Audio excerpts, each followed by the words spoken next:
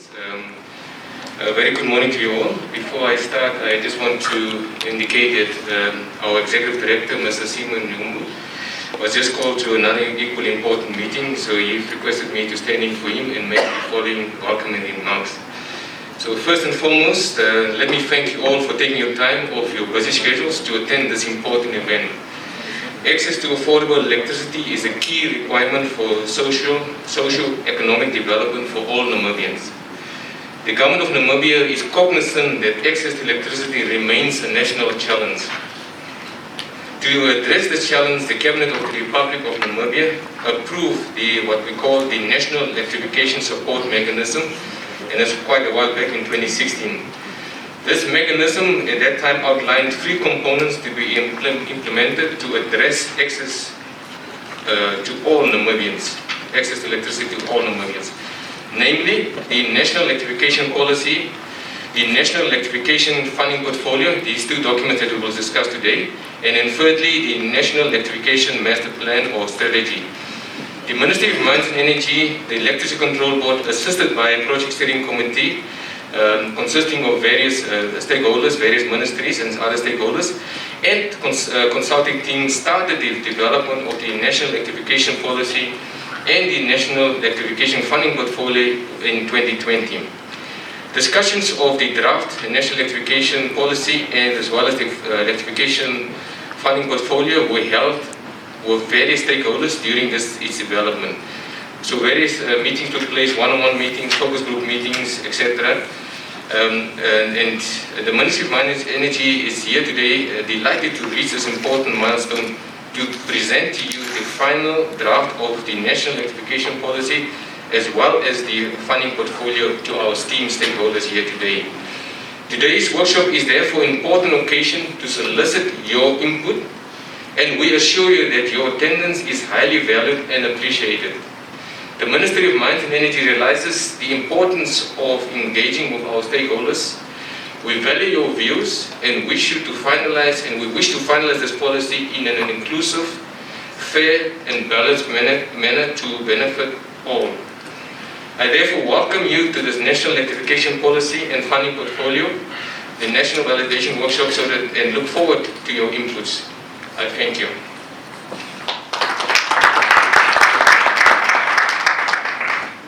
Make the best of the time that we have here today. I would like to welcome Honorable Tom Alwendo, the Minister of Mines and Energy, to give us the keynote address. Can we all rise while we welcome the Minister?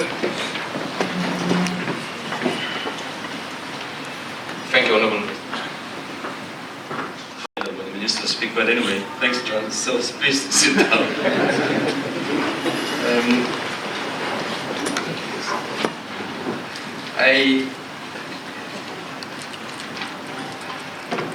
Well, good morning, everybody. Let me stand by the protocols established. The Deputy Chair of the National Councils. I've seen the Governor of Angona region here. I believe there are some councillors here as well. So welcome to all of you. John has welcomed you. Andreas has made some remarks. And I don't know why people ask, you ask me to make a keynote address, but you then start mentioning all the key issues. So I don't know what you then want me to say if you want me to make a keynote address. But let me say just a few things. Also just to thank you for having agreed to spend some time with us. The event is for us to look at the draft national electricity policy that we have drafted. And because of the importance of the subject matter, we felt that it's not just simply the Ministry of Mines and Energy that should come up with the draft and simply say this is a policy, because it's something that's going to impact the majority of the Namibians. So we thought it was very, very important to have some of the key stakeholders to be with us, to look at what we have come up with, to get your input, so that at least at the end of the day, what we have is something that can work. As it was said by both John and Andrews, electricity, we know the importance of We all understand the importance of electricity. It drives the economy. It's really something that you need to have as a catalyst for economic development, and not only economic development, even social development. So there's no doubt about it, we all understand the importance of that. We also know that as important as it is, we don't have enough of it. Figures indicate that probably as many as 50% of the citizens don't have access to electricity. So it's important, but we don't have enough of it. We continue to import electricity from outside the country, putting ourselves really in a risky position such that here you have an important catalyst for socio-economic development, but you do not have the security of supply of that important tool that you have. Now, a policy for me, it's really something that would tell you a course of action. What course of action do you want? What is what you want to do? And therefore you come up with a policy to say, no, that's how I'm going to be addressing it. But I also know that you cannot address something fully if you really do not understand the problem. So if you don't understand why, for example, as I said, we don't have enough of electricity, why don't we have enough of it? Is it the cost of it? Is it the affordability? Is it just inertia on our part? Or what is it that make it that we do not have enough of it? Unless and until we understand the reasons why we do not have enough of it, any policy that we are going to come up with will probably not really address the real issues. So what I would really want us to do is really to interrogate, to say, is this policy really addressing the real issues? Will it help us to close the gap? And I know most of you, either you are as stakeholders, some of you are hopefully not only consumers, some of you might be policymakers in whatever respect you have, some might distributors, you have something to contribute, you know something about how we can make this better. So it's really very important for us to understand what are the reasons why we do not have enough electricity in the country, why we continue to import electricity. We also know the technology within the sector is a very ever-changing technology we have, which also make it difficult for us to actually to start to think about having long-term plans, which unfortunately in year 2 or year 3 of that plan, things have changed completely. So it makes it very difficult for us actually not to say, do we have a long plan, and how does it look like? Will that stand the test of time in 5 years' time, depending on how the technology is going to develop? And therefore, it's also important for us that the policy that we're actually talking about must be flexible enough, must be nimble, and also really it must be clear what it is we want to do. Policy clarity is very important. If we do not clear about what it is, as I was saying, we may end up not really getting where we think we are going to be getting. So let's make sure when you are presented what we have drafted, I don't know whether you actually have the draft itself, I hope you do, insist on the fact that the policy must be clear as to what it is we want to do.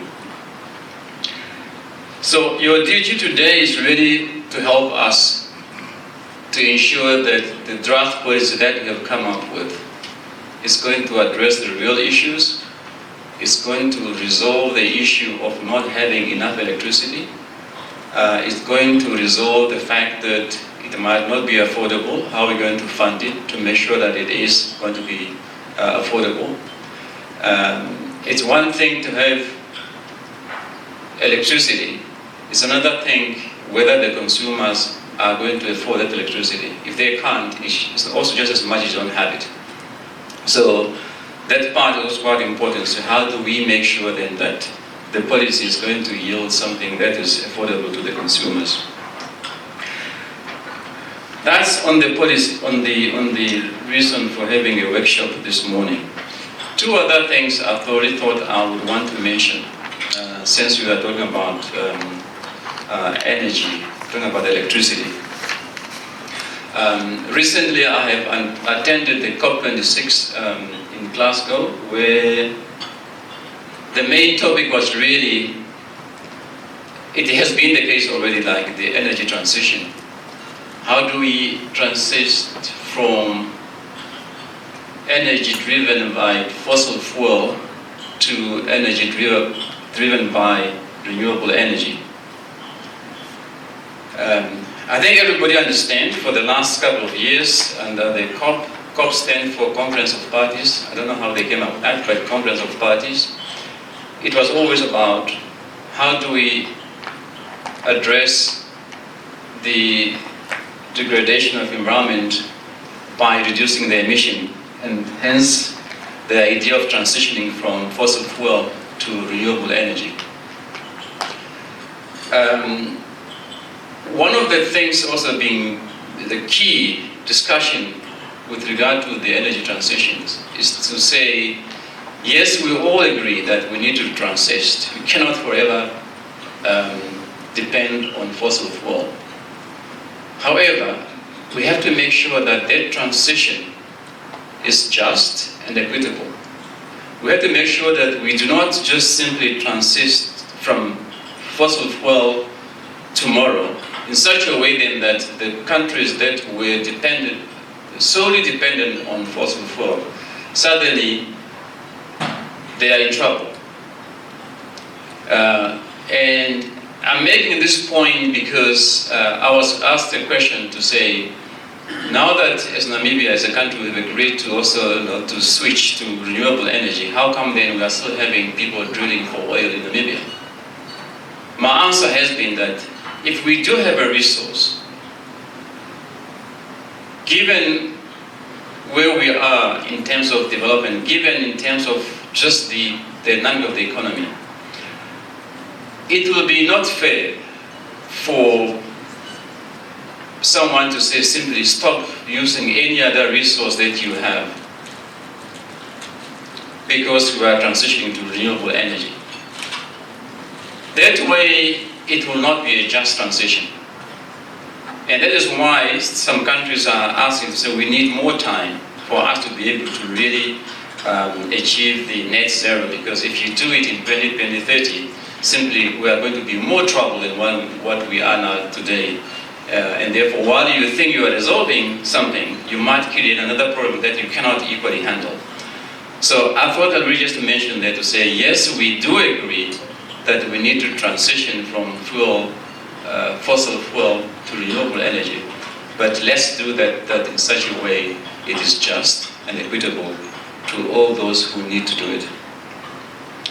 The other thing I thought I would make a comment on, it's also the issue of the regional electricity distribution companies, the REDs, as we know. I think if you have followed the newspapers, I think over the last couple of days, there have been questions or talks about the necessities of having REDs. And as you know, these REDs were as a policy that was established way back in the early 2000s. There were very good reasons why the REDs were established.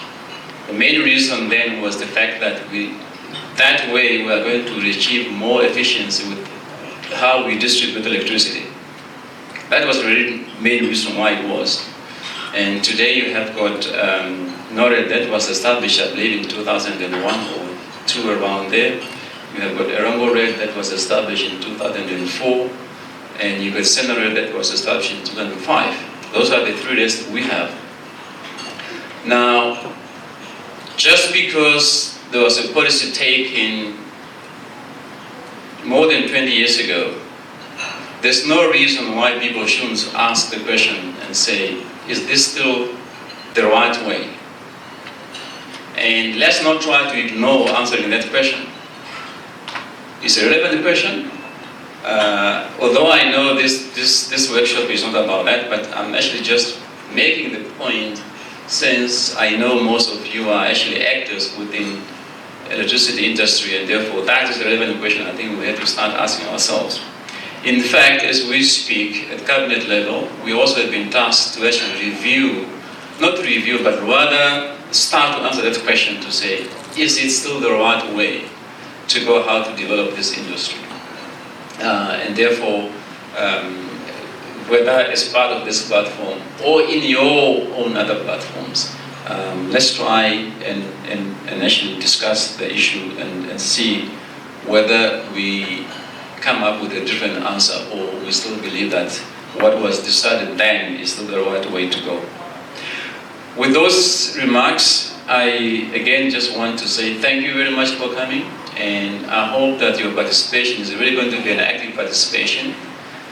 Not in the way we were singing the national anthem, because when the AU anthem stopped being broadcast, I couldn't hear any voice speaking. Actually, we were all mimicking that we are trying to speak or to sing, but basically we weren't singing at all. But I hope your participation is going to be more active and really bring out the issues that you know from where you are that can help us to make sure that we have an effective policy that can yield results. So with that, thank you very much again, and all the best for the day.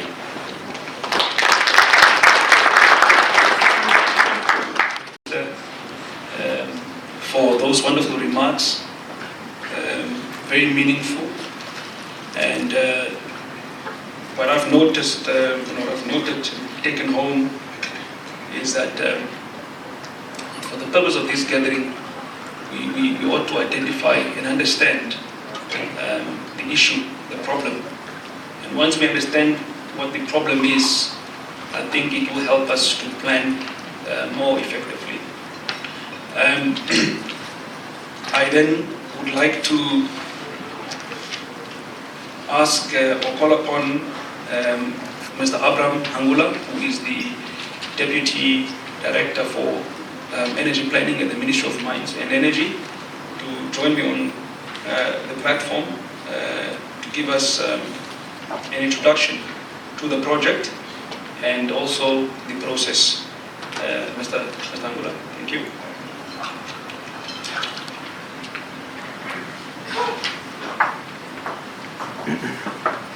I'll have to readjust this backup again. Thank you, Andres. I understand by the protocol as established. And a very good morning to you all. Okay, so I'm Deputy Director in the Ministry of Mines and also the project manager for this specific project.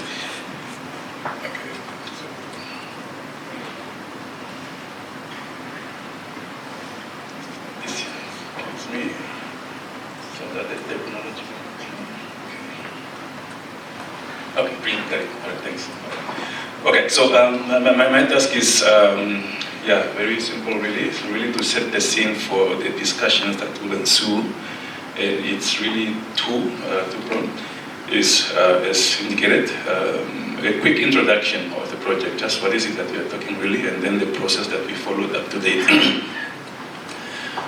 All right, so what we're doing really is an implementation of instruments that were developed some time back already. So in 2016-2017, the Ministry of Mines and Energy, supported by the Electricity Control Board, developed the National Electrification Support Mechanism that was approved by Cabinet in 2016-2017. It was also endorsed in our National Electricity Policy. So we're discussing, this is the National Energy Policy, my apologies. We're discussing the National Electrification Policy now, and we call that the NELP.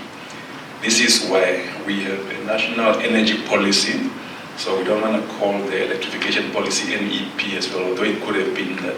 So just so we make that distinction, so if you're going to abbreviate, that is NELP.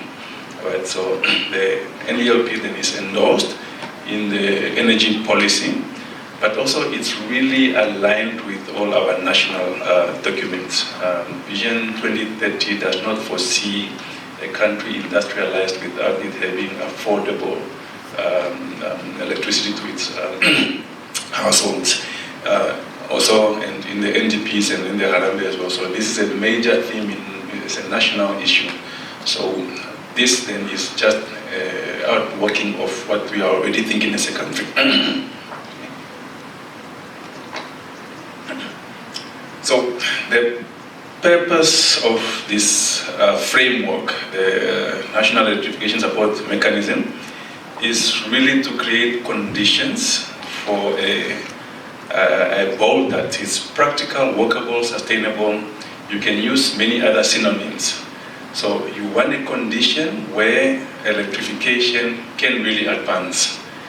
And in this case, the framework is all-encompassing. It's looking at your peri-urban households, your rural households, your schools, whereas the other plans were really sometimes focused towards maybe schools or rural and not much being done on peri. So this is all-encompassing. It's also looking at all technologies. Much of our emphasis is on connecting to the grid. So electrification is seen as broad. It's, yes, if you can on the grid, absolutely, but we also have off-grid systems that we can use. So the framework is looking at that. And the purpose is really to accelerate the pace of electrification. Why is that? Because Honorable mentioned already where we are in terms of electrification rate. We are roughly at 50%, so half of the households don't have access. By 2011, when the last census was done, we were at 41 or 44, depending on how you define electrification. So we are slowing down the pace of electrification. And that is not good because the population is growing. And if your electrification rate is slower than the population growth, you might actually start reducing the rate of electrification. So that's one reason. Also, we didn't have a national framework. I said this framework is all-encompassing. We had plans that would perhaps plan to electrify a couple of, or increase the rate from X to Y, or electrify schools or so. So we need a national framework that looks at everything. And then also the funding, that's a big, huge issue, and I don't want to go too much into that, but it's absolutely key that you have the funding required to advance electrification. So this framework then was to be implemented in 3 components, and that's why we are here today. The first is the NELP, so the electrification policy. So for your framework to work, you need to set your high-level imperatives. So you want your policy to communicate government's intent. You want your policy to create or to define the principles, the vision, the mission, the goal going forward. So without that, really, you might have plans, but they are not embedded in, your national imperatives or your high-level statements. You want to define the objectives and strategies and approaches on how you're going to get there. Now, again, this is really at the high level. So yes, it's good that you have that policy, but again, the framework is making the whole process of electrification practical, workable. So that's not sufficient. We understand that many times we have policies that give you those very good statements, but it's not practical. So the second one is, good, you have all of your statements and you have your intent. How do you fund it? That's just one of the aspects. So this is absolutely key. You don't want to have your policy without having looked at what does it cost, where's the money at now, and how are we going to get there, how are we going to bridge the gap. So the next document that we'll be looking at this afternoon is called the National Electrification Portfolio. And another one of those abbreviations there that are key if you don't want to have that tongue twister like I am right now, just saying that whole thing out. So we call it NELFP. Probably not so as smooth as you want to say it, but at least it's not that long. So, and the purpose here would be to create a common access point and funding platform. The idea is that we could do more if we have a common access point and everybody can pull into that and also then contribute to that. So the contribution is the diversification of funds. Really limited sources of funding right now, and there is an approach where we can diversify that. And then optimize the funding of electrification. We sometimes spend on items that perhaps the private sector could spend public funds on items where it's best spent by the private sector. So that's the idea with this electrification fund. And again, it will be made a bit more, not a bit, it will make it clear later on. Now, the third of these components, which is absolutely key, is you want to now get to where the rubber meets the road, as they say. How, when, how much, the details of that. That usually came in what we call a master plan. We're thinking you want a strategy first. So how do you go about long term, and then you have your plans broken down on a more shorter, manageable time period. Don't think you want to have a 20-year plan. Like Honorable said, you have a 20-year plan, and by the year 2, circumstances have changed. What do you do with that whole long process? So have a strategy that's informed by your other documents, and then have plans that are informed by what is currently happening, what are the resources on the ground. So that is going to happen once this is adopted. We're starting the thinking around it already, but that's the third part of this component. We believe with these three, we're creating a conducive enough environment to give this a really good shot. That's what we want. Now, the process, just quickly, it's extremely important, and we've been having issues with policy making in the country. So the process is advised by the National Planning Commission. They have a document out there, it's called the PPMP, that stands for Public Policy Making Process. And the idea is really to improve policy making. Now, I said earlier that if you have your high-level statements without really the bones or the meat on the bone, it's not a good policy, it's not a strong policy. So what does it mean, a good or strong policy? So it's a policy that is implementable, it's realistic, it's practical, it's workable. Yes, you can say we want universal access, but that's just a statement. How do you make that implementable? So the NPC has got this framework, and we try to follow that as closely as we can. Now, what that means for the NPC, and I agree with it, and that's what we followed, is that make sure that the policy is as inclusive as it possibly can. So we want to have as many people looking at the issues that we are proposing and impacting that. So yeah, this would be one of those things that we are doing to try and be as inclusive as we can.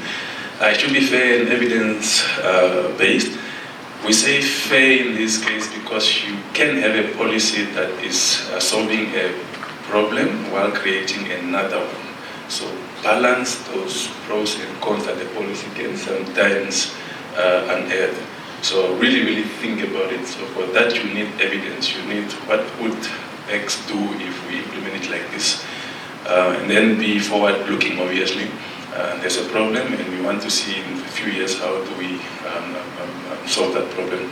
All right, so now the rural electrification drive in the past has focused mostly on the electrification of government assets, now particularly schools. Quite clearly, schools are the center, clinics need to be electrified, and government offices, because government needs to provide a service, and therefore clearly grid extensions were brought mainly to government infrastructure and select individuals living close by. So that brings us to this year, where in 2021 the urban electrification rate is around 71% in terms of all households electrified, while in rural Namibia we are having an electrification rate of about 19%. And so this is not just the electrification which is a connection to a grid, but it is also including some off-grid supplies. So in total, the Namibian electrification rate, so the national electrification rate stands at approximately 45%.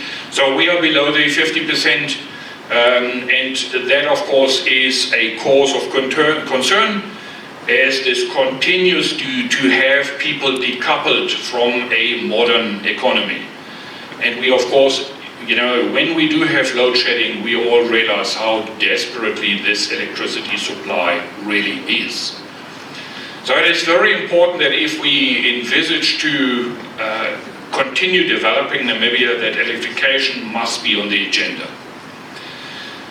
Now, it is also unfortunately a sad truth that particularly in the last decade or so, electrification efforts have often been rather slow, and particularly in urban areas where we have seen a very substantial urban or rural to urban migration, we have seen a vast and substantial growth of unelectrified dwellings and informal houses, particularly in urban areas.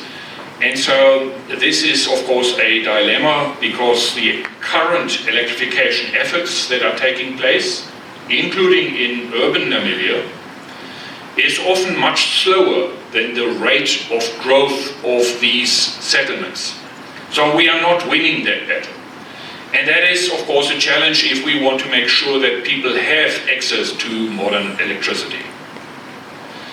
Another aspect which we all need to be quite clear on, and particularly noting the socio-economic challenges that many people are faced, is that electrification remains an expensive exercise, and particularly those individuals residing in low-income households, and that is of course a concern to the Ministry of Mines and Energy as well. Low-income households would probably require a capital subsidy to be electrified, and sometimes even an operational subsidy. And that is a very significant challenge, because the question is, where would these subsidies be raised from? Who's going to pay for it?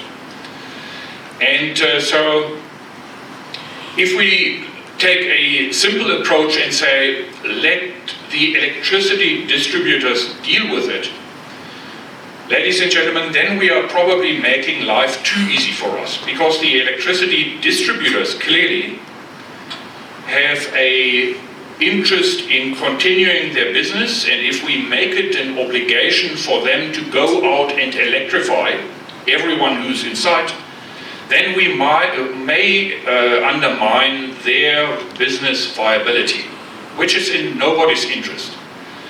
And so it is very important to realize that we cannot, by trying to address additional or electrify additional stakeholders, we cannot possibly, in that action, undermine the viability of existing distributors. So, you know, there needs to be another solution found.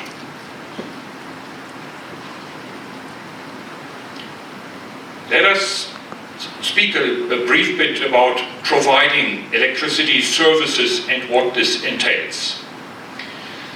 Now, in the past, and particularly the notions in the electricity supply industry have often been that access to electricity really means that you must be supplied with a grid connection. Now, in the distant past, 2-3 decades ago, that notion may have held or may have been correct. However, we need to be cognizant that technology evolves and that new technology becomes available that is technically viable and can be provided cost competitively with grid connections, but that would not entail a grid connection per se. And so we need to be cognizant that maybe the mindset that access to electricity automatically and singularly says, thou shalt be connected to the electricity grid, may not be correct any longer. So this is a holy cow for many, But I would want to suggest that in interactions that we have had with the Ministry of Mines and Energy, with the Electricity Control Board and the various stakeholders, that there is a realization, colleagues, that the supply options we have today are much greater than having a grid connection only.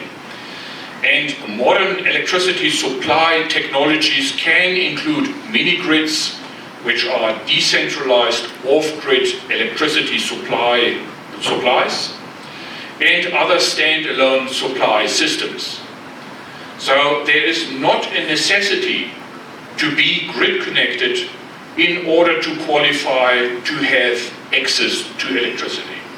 That notion is no longer correct.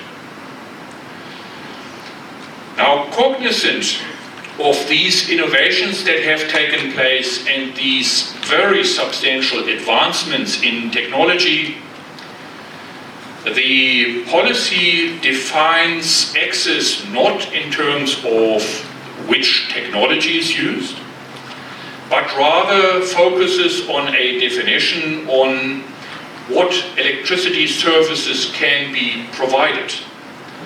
Because an electricity user, Honorable Minister, you will agree with me, most electricity end users do not care too much about what technology it is, as long as that supply is affordable, is available, and I can in fact have it when I need it.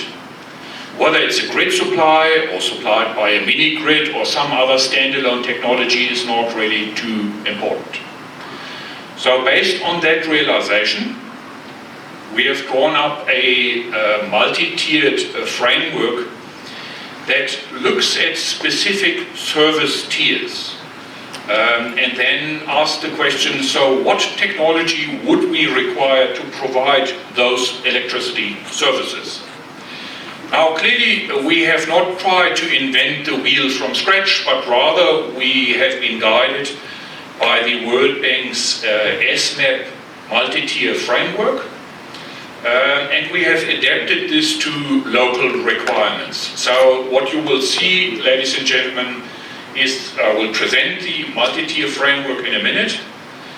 The changes are minor, and they are to a large degree agreeing with the World Bank's SMAP propositions. However, the very important notion is, and we will continue to reiterate this notion, what we are saying in the National Electrification Policy is that Tier 3, the service Tier 3, and I will show it in a minute, that is the minimum tier to be counted as having access to electricity. So if you are provided with a Tier 3 service or higher, then that constitutes access to electricity. If you have a tier that is lower than Tier 3, you would not be counted as having access to electricity. And I will illustrate what I'm talking about in a minute. So the modified multi-tier electricity service framework that we are proposing, and I apologize for that cutoff there for MTF, for public institutions. What you will find on the screen, ladies and gentlemen, is for public institutions, so these could be schools, clinics, other government offices, is we have 3 distinct service tiers. Tier 3 would be a service level for 12 hours per day that would enable essential electricity services, some limited lighting, and some equipment, office equipment, etc., required for administrative purposes. So that's really the lowest service tier, and we suggest that is the minimum that a school or a clinic must be provided with to be counted as having access to electricity. If we can up the game, and if we have the necessary funding, we can possibly also provide a Tier 3 service, Tier 4 service, my apologies. Tier 4 would be available for some 16 hours per day and encompasses the services of Tier 3, but it would also provide more extensive coverage of other electricity appliances that you may have at the facility. And then Tier 5 is an equivalent to a grid supply. So we don't say whether it's supplied by the grid, but if the grid is present and if the grid is reliable, then it would provide Tier 5 services. In Namibia, we are very fortunate that our grid services are usually available 24 hours a day. That's not the case in many of the other Southern African countries, by the way. So we are quite fortunate in that respect, and Tier 5 would constitute a grid equivalent service, but it could also be provided by a mini-grid or other supply system. I will now move on to the electrification for households. Again, I want to emphasize that the policy stresses that for households, again, as for institutions, Tier 3 is the minimum tier that we would recommend is going to be counted as having access to electricity. And you will see the rationale and the logic behind it when you look at Tier 1 and Tier 2, which you will see on the screens. You know, these are very limited time provisions of electricity services. Only Tier 1, you know, only giving you a bit of lighting, some radio and some phone charging. So this is basically a mobile, handheld solar lantern, for example, that can give you some light, can charge your mobile phone, but the policy suggests that that tier does not constitute access to electricity. The same for Tier 2, also only available for about 4 hours per day. It's the Tier 1 service, plus possibly driving a television and a fan. But what we are saying, ladies and gentlemen, is that the National Electrification Policy recognizes Tier 3, 4 and 5 as having access to electricity. Let me focus on Tier 3 mainly. This is a 12-hour per day electricity service.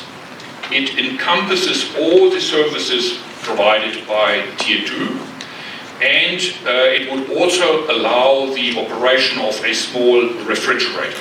So you will have a television, use of a television, the use of a fan, and a small refrigerator. And so those services would be available for about 12 hours per day.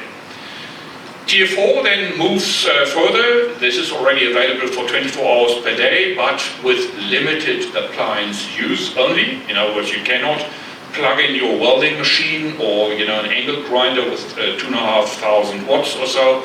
That would not be possible, but a moderate use of household appliances would be powered for 24 hours per day.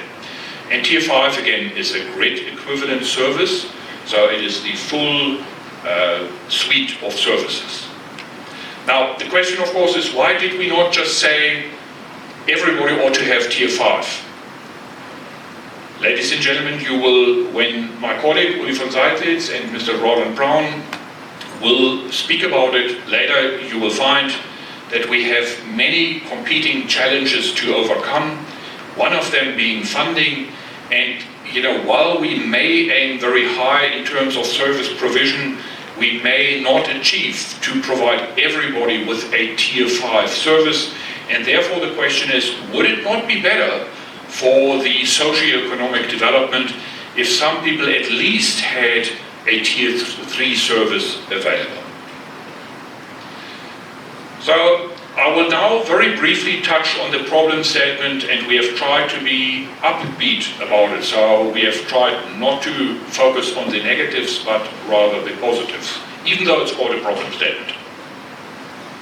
Now we all agree, and ladies and gentlemen, I think there's probably nobody in the room today who would suggest that electrification is a nicety or a luxury that we don't really need. I think it is a necessity for Namibia's development, and it is of pivotal importance, and we must ensure further electrification. However, it is also so that, particularly in the past decade or so, that national planning efforts, the funding of electrification, and the prioritization who is electrified when, has not in fact seen the electrification rates that we need to achieve universal access. It is as simple as that. If we continue business as usual, we will not achieve universal access. But it is also so that while we have had electrification master plans, particularly for rural Namibia, electrification efforts in Namibia have not benefited from a national policy before. In other words, a policy that spells out what are our goals, how do we want to in fact go about achieving these goals, and how is this all going to be funded. And that is really, I think, the game changer today, Honourable Minister, that with the policy in front of us and the funding framework, we now have a tool. It's not a guarantee, but we have a tool to take the next steps, and the next step would be in terms of the systematic electrification of Namibia with all the prerequisites considered. Now, one challenge that the electricity industry has faced for many years, ladies and gentlemen, and I would like to stress this point, is that it has been left to the line ministry and the electricity supply industry basically to solve that problem of electrification. And you know, when we take a step and when we reflect, is that a proper approach when we want to advance national development? Is it sufficient to just ask the Minister of Mines and Energy, sir, what have you done for electrification? And when we then go to the electricity supply industry and say, can't you in fact raise more money for electrification? I think we are taking things a little bit too easy. If we really want to advance development, we must recognize that electrification is much larger than be shouldered solely by the electricity supply industry or the line ministry. And so this notion, I think, needs to be emphasized that it is part of the national equation for development. And that is what needs to be brought to the fore. And Mr. von Seidlitz will, in fact, speak about how we have tried to embrace other stakeholders as well in advancing electrification in Namibia. I don't have to repeat it, but I think we are all more or less in the clear that the advances that we have made in terms of electrification are not sufficiently quick and not sufficiently deep to bring us or to steer us on the road of reaching universal access. So, I mentioned it before, business as usual will not get us there. So we must accelerate electrification, ladies and gentlemen, and the way to do this is hopefully spelled out in sufficient detail by the electrification policy. I also want to just note that if we are under the illusion that electricity end users, those end users who are sitting in this room or who are out there, that they are going to be the funding base from which to secure the funding needed for future electrification. Let me just say that is an equation that will simply not add up. And therefore, we need to bring in new funds, and Roland Brown is going to talk about the approach in terms of securing fresh new funds from other sources than electricity end users. So while we are saying that electricity end users must play a part in terms of advancing electrification, they cannot be the only party to make it happen.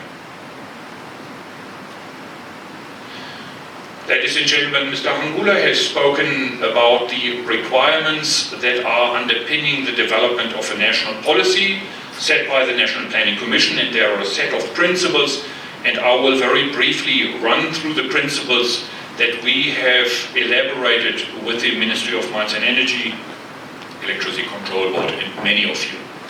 So first of all, and I will be fairly brief, so in terms of the government's role and priorities, ladies and gentlemen, we want to re-emphasize government's role as this national custodian and coordinator of future electrification efforts. So there should be no ifs and buts around it. It is and remains the line ministry as a custodian, but certainly not the only entity to shoulder these responsibilities. Then, in terms of government's role in priorities, government wishes to prioritize and affirm the goal that we want to have and reach universal access to electricity in Namibia. We can always aim lower, but will it really help us? So we are aiming to achieve universal access. Government also commits to continue providing some core funding, but we realize that this core funding may not be sufficient. And in fact, Roland has a beautiful slide to illustrate that it is not sufficient to accelerate electrification in a significant manner. Then we have economic principles. The first principle is the consumer pays.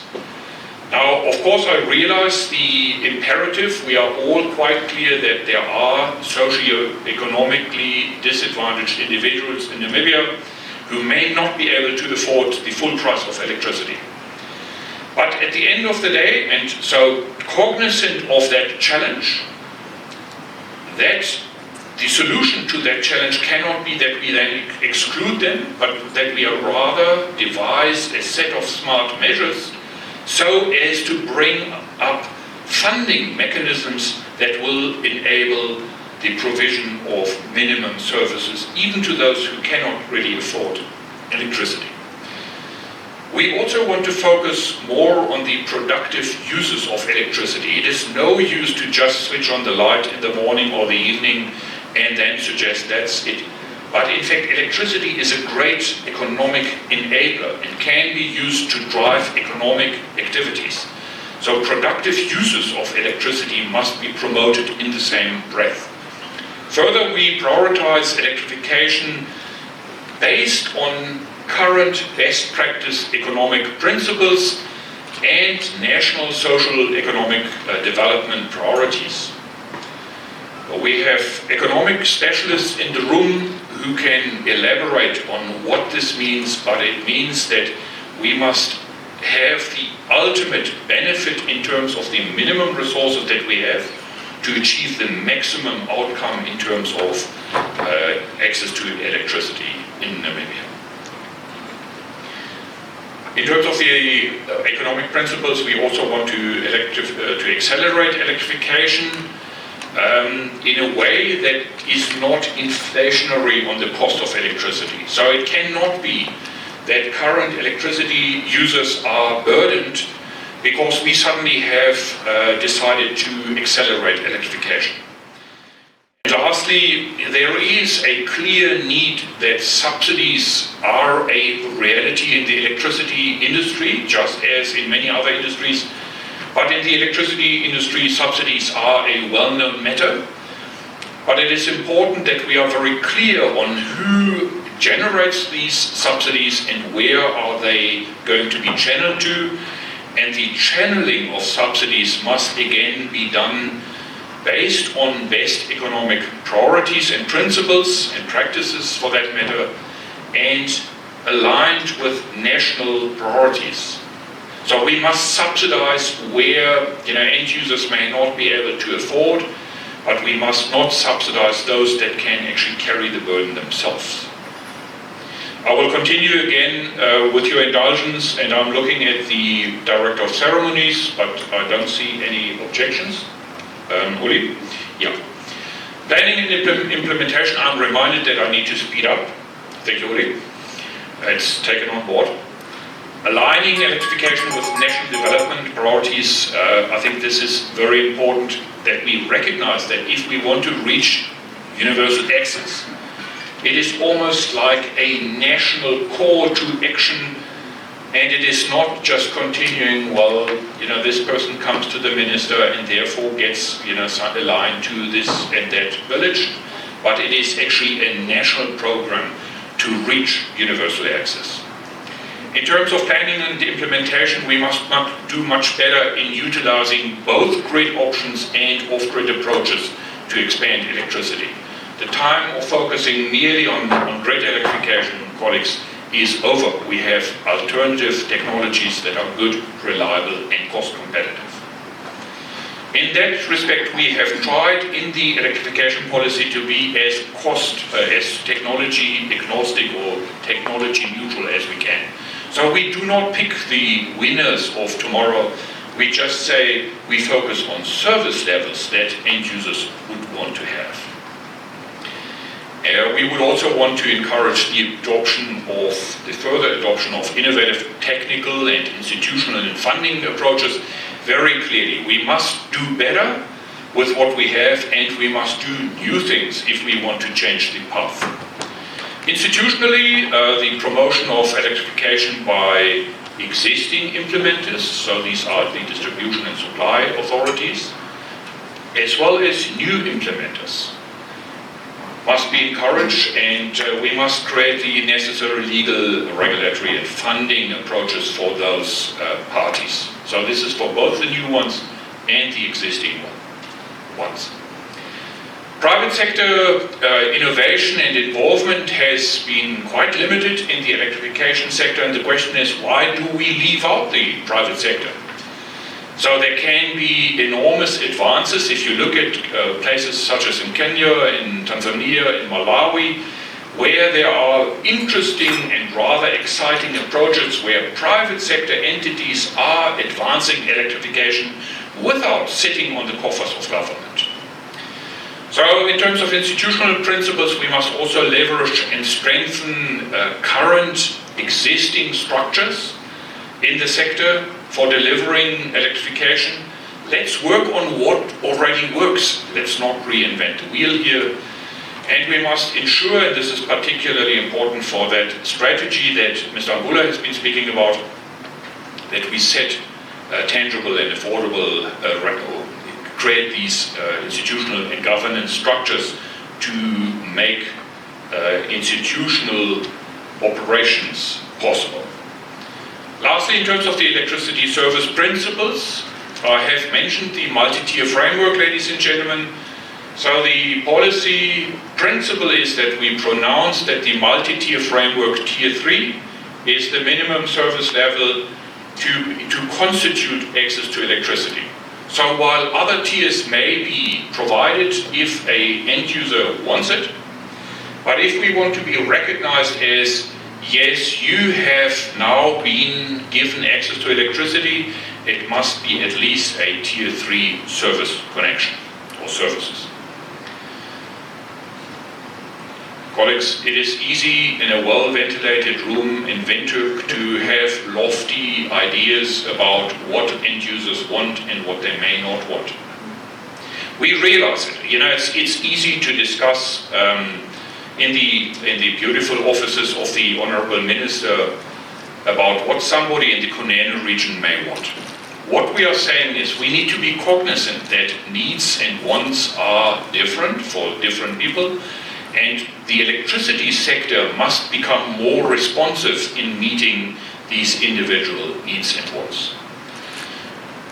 We would want to have and embrace a uniform approach in terms of connection charges so that end users are clear about what it is that they pay for what, rather than having this wide diversity of charges, connection charges and others. A uniform approach would be very good. And last, and we are therefore suggesting that the goal should be establishing universal access by 2040.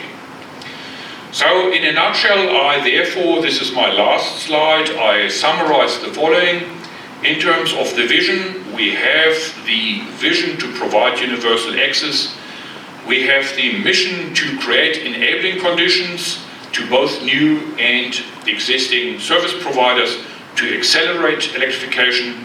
We have this big goal to achieve universal access by 2040. This is underpinned by 5 distinct groups of principles, and we now have a set of objectives and strategies in how to actually translate this. And the objectives are generally answering the question, well, what is it that we aim to achieve? And the strategies then go further and ask, how do you intend to achieve these specific objectives? However, this is a topic that will be elaborated by Uli. He will speak about the objectives and the strategies and lead you through the set of statements that we have prepared. Master of Ceremonies, I have come, with your indulgence, I've come to the end of my part of the presentation. I have hopefully achieved to lay the groundwork in terms of the issues that we must be tackling, and I would be glad to hand over to yourself again, sir.